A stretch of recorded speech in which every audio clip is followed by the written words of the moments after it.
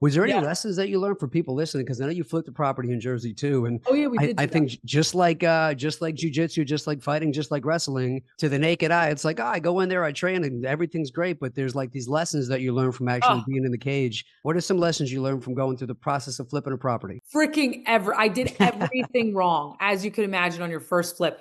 I did everything wrong. God bless, I broke even, but it should have been, I think we were supposed to, the original numbers I ran, we were supposed to profit like 250 off that one. Like it was a gold mine. We got it for nothing.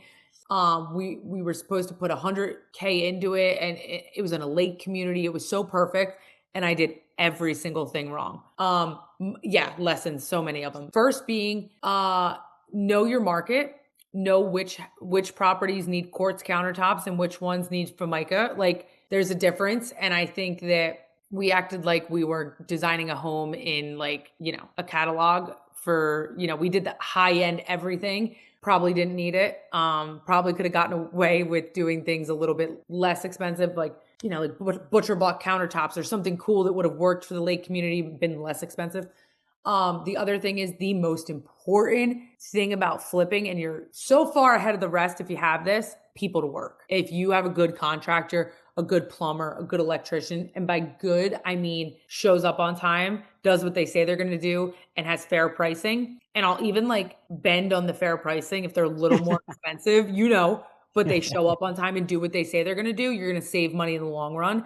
So if you have people like that in your corner, you're golden. Go do it. I would say don't be scared of anything else. But we took down a tree that knocked down the telephone poles for the entire neighborhood, almost started a fire. We went through 4 contractors. One contractor stole 20 grand from us. One stole $30,000 from us. So we were just immediately in the hole 50,000. And it was like in sneaky ways, like, hey, if we buy the countertops in cash, we get a discount. Give me the cash. I'm going to go get the countertops.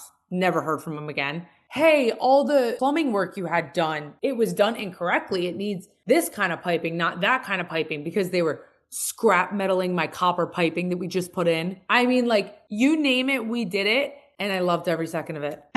I loved every second of it. And my wife hates me. My wife hated it, not her cup of tea. Because every time something would go wrong, she would feel like extremely guilty and like a failure. And I'm like, no, this is the stuff everyone talks about. This is the getting in the meat and the potatoes of it. Like we're learning right now, because how the hell would I know the difference? Like, unless I go to get my plumbing license and my electrical license and my contractor's license, how the hell am I going to learn this shit? Like, and I was learning it. Like, we had an issue with mold, and I was like, okay, what do you do with mold? Oh, like I was learning all of it on the job. And so I looked at it as, holy shit, we're so lucky we broke even. And she looked at it as like, that was the biggest fucking headache for a year and a half that made us no money. And I'm like, no, no, no, this is invaluable. So I loved it. I would do it again. We're not flipping anything right now. Now we kind of buy, renovate, rent. That's kind of our little secret sauce right now, but never say never. I would love to flip again.